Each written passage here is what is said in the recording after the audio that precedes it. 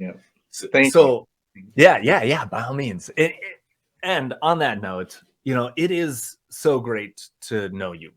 We've connected through HDI several times. And Okay. if you don't know HDI, go to thinkhdi.com. It's a great network of help desk professionals, service desk professionals, service and support professionals that network and kind of get together regularly and try to figure this stuff out. Yeah, which is I think important, right? Because and I was introduced to HDI when I worked at Ben Data in 1994, right? Because it was owned by the same person, Ron Munns. And so what I didn't realize at the time is that by having a community like HDI, the original HDI customers were actually the advisory board for Ben Data.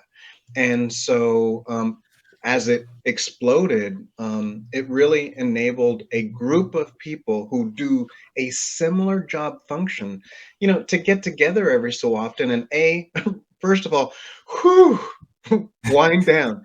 And secondly, learn from each other, right? Because when you're in this type of environment, it's not about reinventing everything all over again, right? If you're doing that, then get to HDI. But the ability to communicate about the problems that we have that are very similar, and then how did you solve this? Oh, great. Well, maybe I can try that too. And that's the whole concept behind HDI is not reinventing things, learning from each other, and then Mhm. still improving our life as we work.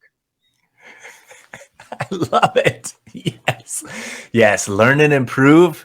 Um, I talked with Sean McLean recently, and he pointed out like that's what you need to do at conferences. Like Right, take back just those little nuggets of learning, see if you can apply them, right. ask good questions and get people helping you out.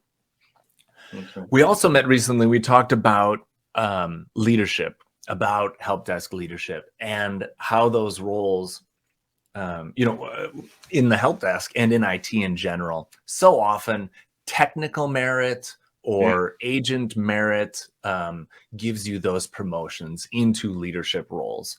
And that's right. sometimes that's not a great idea because someone who's great with computers isn't necessarily good with people. That's right. What do you find as a leader of a service and support organization? What do you find challenging in that role? Yeah, I mean that's a clear thing. You first of all, the challenge is, am I putting the right people in the right spot, right? And Mm, so, as a leader, a lot of times, what you have to do is you have to take a step back before you make those type of choices, so you could learn more about your people, right? And that's again in the private sector. Sometimes we don't get to do that. We have to make decisions a little quickly, but yeah. if you're able to learn the strengths and weaknesses of your teams, then you're able to position them in the areas that they are successful in. So Yes. the goal is that you want the right person in the right job.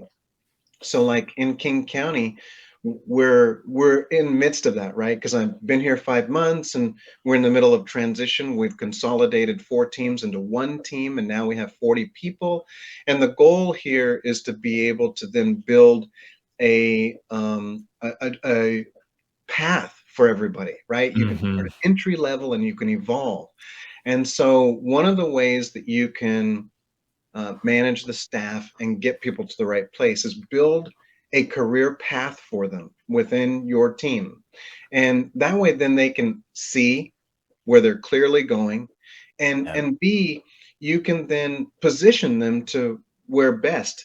Now, position them. And that's the key word because you need to do it where people are doing it with you, right? You can't just say, hey, by the way, you're going to go over here. You need to talk with them. You need to spend time with what they're interested in. And then by understanding their strengths and weaknesses, that's where a manager needs to be persuasive and say, but you know what? I know you talked about going into management, but you're super technical. And every time that there's an issue, an escalation comes up, you're the one that people turn to. What if, and this is where you then have to think a little creative, what if we did some sort of lead for escalations as opposed to you managing multiple people? And in this situation, you're giving somebody an opportunity to do something that they're really strong at technically without moving them to something where they're going to hit, the Peter principle, right? The Peter principle, where you work up to a place where you're incompetent. And so our goal in management is to avoid anybody from hitting the Peter principle, enabling them to continue their success. And so you need time to understand who they are. You need to work with them and talk with them about what they're interested in. And then you need to be able to share with them what you see and how they fit.